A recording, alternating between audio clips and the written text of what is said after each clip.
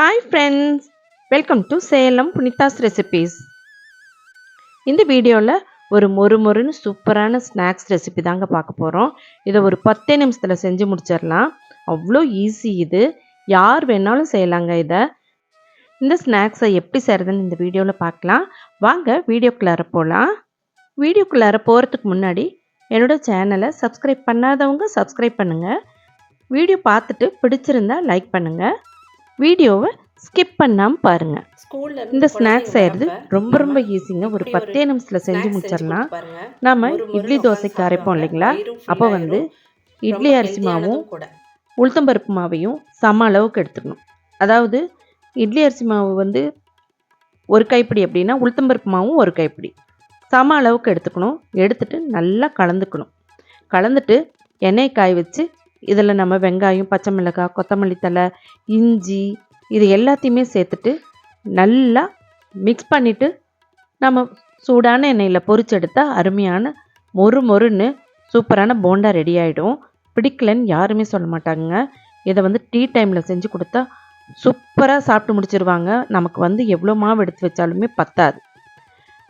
1 teaspoon உப்பு, மிளகு கொஞ்சம், பொடியாக கட் பண்ண பச்சை மிளகாய் கொஞ்சம், கட் பண்ண கொத்தமல்லி, கருவேப்பிலை, இந்த மாதிரி கொஞ்சம் பெருசாக கட் பண்ண பெரிய வெங்காயம் ஒரு சின்ன சைஸு.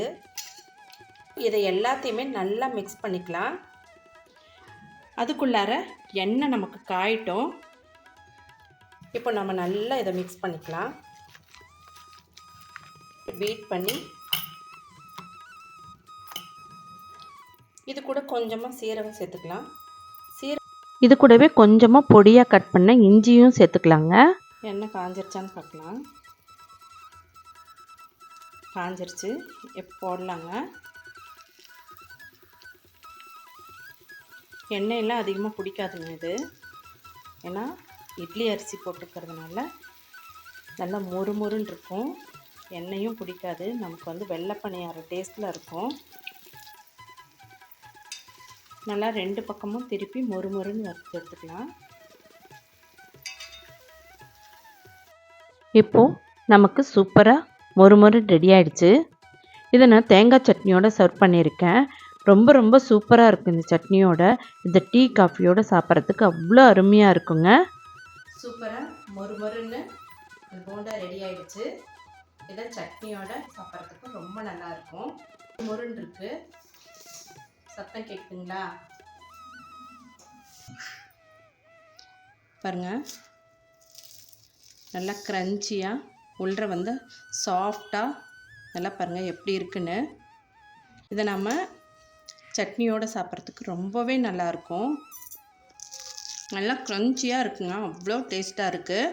நீங்களும் இதே மாதிரி வீட்டில் ஈஸியாக செய்யலாம். இட்லி அரைக்கிறப்ப மாவு எடுத்தோம்னா ஒரு 10 நிமிஷத்தில் இந்த ஸ்நாக்ஸ் ரெடி ஆகிடும். பெரியவங்களும் சாப்பிட்லாம் பாருங்கள். எண்ணெயெலாம் இது ரொம்ப இழுக்காதுங்க. நம்ம எப்பயும் போண்டா போடுறத விடையும் கம்மியாக தான் எண்ணெய் இழுக்கும். இது நல்ல கிறிஸ்பியாக இருக்கும், உள்ளரையும் சாஃப்டாக இருக்கும். அதனால் யார் வேணாலும் சாப்பிட்லாம். இதை குழந்தைக்கெலாம் கூட நடுவில் இருக்கிறத எடுத்து கொடுக்கலாம், விரும்பி சாப்பிடுவாங்க. ஹெல்த்தியானது தானே இது. நம்ம இதை குழந்தைங்களுக்கும் கொடுக்கலாம், பெரியவங்க நாமளும் சாப்பிட்லாம். சட்னியோடு சாப்பிட அவ்வளோ டேஸ்ட்டாக இருந்ததுங்க. நீங்கள் செஞ்சு சாப்பிட்டு பார்த்துட்டு எப்படி இருக்குன்னு கமெண்ட் பாக்ஸில் சொல்லுங்கள். இதே மாதிரி ஒரு ஈஸியான ரெசிபியில் மீட் பண்ணலாம். தேங்க்யூ ஃபார் வாட்சிங்.